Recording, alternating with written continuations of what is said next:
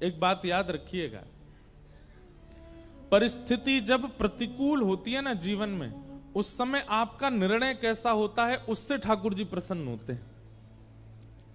अभी आपके जीवन में कोई परिस्थिति बिगड़ी हुई नहीं है, सुबह रात में सो जाते हैं चैन से, सुबह उठते हैं, बढ़िया पराठा पाते हैं, दोपहर में भोजन करते हैं, शाम का भोजन करते हैं, सो जाते हैं, फिर सुबह उठते हैं, कोई टेंशन नहीं है लाइफ में। तो इसका मतलब ये समझिए ठाकुर जी की दृष्टि नहीं है आपके ऊपर, इसीलिए सहजता से चल रहे हो। लेकिन जैसे ही ठाकुर जी मन बनाते हैं कि चलो अब इसकी परीक्षा ली जाए, तो रात्रि की नींदें उड़ जाएंगी, सुबह का नाश्ता पाने की इच्छा नहीं होगी, दोपहर के भोजन आधी रोटी में ही पेट भर जाएगा, रात्रि का भोजन केवल दूध पी के सो लिया करोगे, चिंता के कारण करवटें बदलते रहोगे, नेत्रों से पनारे बंद नहीं होंगे, हर व्यक्ति पर संशय होना प्रारंभ हो जाएगा, हर व्यक्ति पर शक होना प्रारंभ हो जाएगा, हर व्यक्ति से अपनी स्थिति की मदद मांगने की इच्छा प्रकट होने लग जाएगी। समझ जाओ ठाकुर जी परीक्षा ले रहे हैं अब। और उस परीक्षा के समय पर हमारा जैसा निर्णय होता है वो निर्णय ठाकुर जी को प्रसन्न करता है। जैसे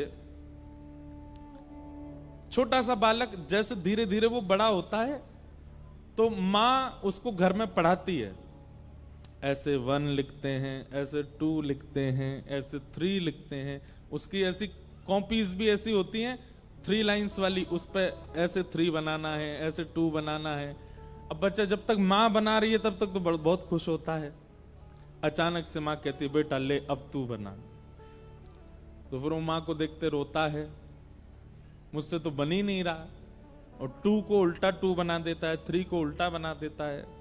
इस प्रकार फिर उसकी परीक्षा होती है, 1-2 बार तो माँ हंसती है, और 4थी-5वीं बार माँ हाथ में स्केल लेके बैठती है, बोले बना अच्छे से। और फिर वो बालक ये सोचता है मेरी सबसे बड़ी शत्रु मेरी माँ है, मेरे पिताजी बस मुझसे प्यार करते हैं, क्यों? क्योंकि वो होमवर्क नहीं करवाते मुझसे, माँ करवाती है। कई घरों में पिता करवाते हैं। ठाकुर जी हमको कब कब अच्छे लगते हैं? जब जब सब हमारे अनुकूल चल रहा है। बिहारी जी आपसे बढ़िया कोई नहीं है, सब बहुत अच्छे हैं। लेकिन जैसे ही प्रतिकूल स्थिति आती है भय लगने लग जाता है। वास्तव में आपको भयभीत नहीं होना है उनसे जो परीक्षा ले रहे हैं, बस परीक्षा को बुद्धि लगा करके पार करना है। जीवन में आई हुई परीक्षा में आप निर्णय कैसा लेते हैं, ठाकुर जी उससे प्रसन्न होते हैं। ठाकुर जी तो एक टास्क बना करके आपके जीवन में भेज देते हैं, और फिर ठाकुर जी इच्छा उनकी ऐसी होती है कि आप उससे निकलो, आप उसको पार करो। लेकिन जब हम भयभीत हो जाते हैं, जब हम उस स्थिति से भागने लग जाते हैं, तो ठाकुर जी बहुत निराश होते हैं। इसको इतनी कथाएं सुनवाई, आजकल तो इसके फोन में यूट्यूब में भी हम सब संत जनों की वाणी भेजते रहते हैं, फिर भी इतना विचलित हो रहा है, इतना परेशान हो रहा है, इतना दुखी हो रहा है। लेकिन जीवन में आई हुई परिस्थिति को परीक्षा मान करके और निर्णयात्मक बुद्धि से जब उसको पार कर लेता है कोई व्यक्ति, विचलित नहीं होता, ठाकुर जी उससे बहुत प्रसन्न होते हैं। इसलिए हमारी प्रार्थना बंधुओं, जब परीक्षा आती है, आती सबके है, मैं व्यास हूं मेरे जीवन में नहीं आती होगी ऐसा नहीं है, सबके जीवन में आती है। पर उस परीक्षा के समय पर विश्वास मत तोड़िए ठाकुर जी पर।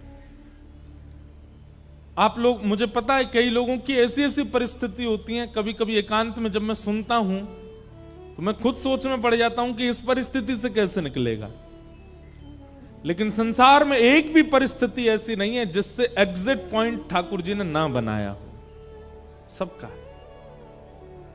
बस आप विचलित मत हो। किसी किसी की पहेली ज्यादा बड़ी है, किसी की छोटी है, पर सब पहेली का हल है।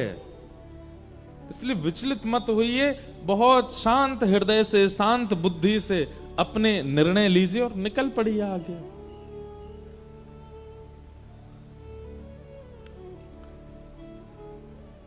ठाकुर जी की प्रसन्नता नाम जप से है, ठाकुर जी की प्रसन्नता वैष्णव तिलक धारण से है, ठाकुर जी की प्रसन्नता एकादशी व्रत धारण से है। लेकिन ठाकुर जी की अति प्रसन्नता है कि जीवन में आने वाली विचलनताओं में आप धैर्यपूर्वक खड़े हो। जीवन में आने वाले उतार चढ़ाव को आप बड़ी आसानी से पार कर रहे हो। ठाकुर जी उससे अति प्रसन्न होते हैं।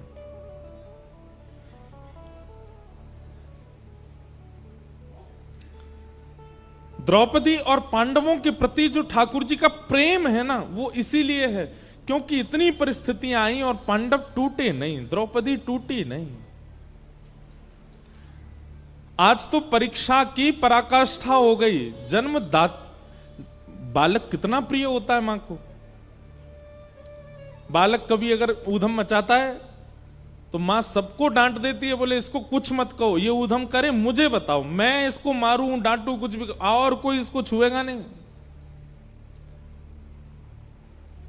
कई बार मां ऐसा बोल देती है टीचर्स को भी कि ज्यादा ऊधम मचाए तो आप इसको देख लेना, लेकिन फिर थोड़े अगर वही टीचर उसको पीट पाट दे तो फिर मां फिर लड़ने आ जाती है।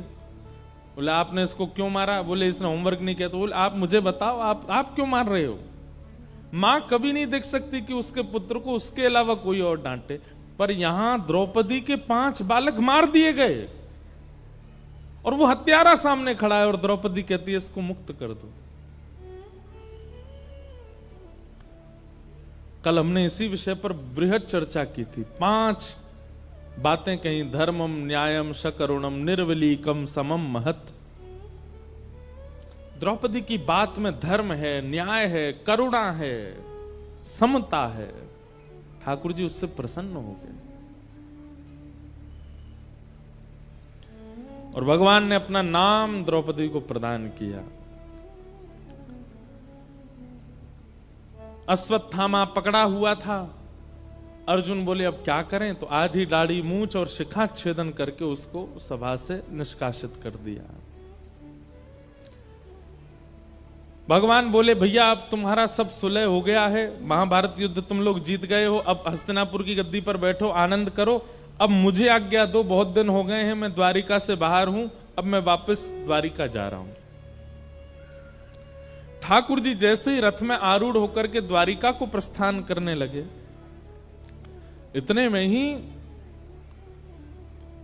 अर्जुन की पुत्र वधू, अर्जुन के पुत्र का नाम अभिमन्यु और अभिमन्यु की पत्नी उसका नाम उत्तरा।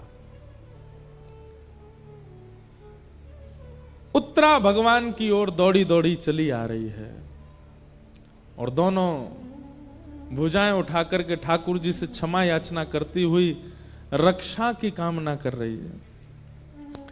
पाहि पाहि महायोगिन देव देव जगतपते नान्यम तद्भयम पश्ये यत्र मृत्यु परस्परम। हे नाथ मेरी रक्षा करो। भगवान बोले अभी द्रौपदी को मुक्त किया, अब ये कौन रोने लगा? तभी देखा कि पुत्र वधू अभिमन्यु की वधू रोती हुई आ रही है।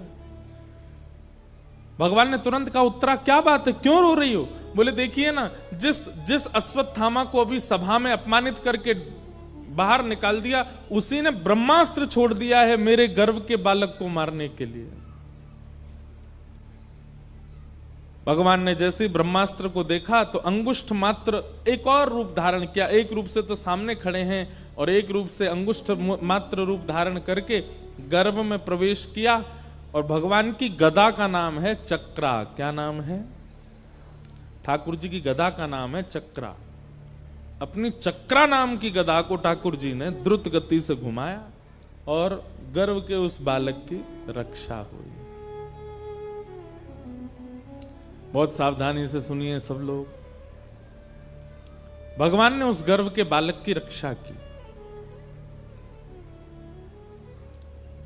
वही बालक भविष्य में परीक्षित हुए, जो भागवत के श्रोता हैं।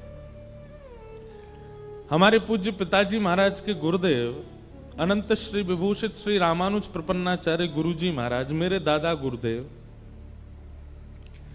इतनी सुंदर बात कहते थे, इतनी पते की बात कहते थे। वो कहते थे कि इधर देख लो, सुन लो। वे कहते थे कि जिस गर्भ में ना जाना पड़े उसकी सारी योजनाएं सारे शास्त्र बताते हैं। भजन करो, नाम जप करो, पुण्य करो, सत्कर्म करो, कीर्तन करो, तिलक लगाओ, आदि आदि सब सत्क्रियाएं करो। क्यों? क्योंकि इन सब के करने से पुनर्जन्म न विद्यते, पुनर्जन्म नहीं होता, फिर एक ही जन्म में सब कट जाता है। हमारे पूज्य पिताजी महाराज जी गुरुदेव कहते कि गर्भ में ना आना पड़े, इसी की योजना भागवत जी बताती हैं, इसी की योजना मानस जी बताती हैं, इसी की योजना वाल्मीकि रामायण बताती हैं। और उसी गर्भ में ठाकुर जी ऐसे प्रवेश कर गए बिना कुछ विचार किए।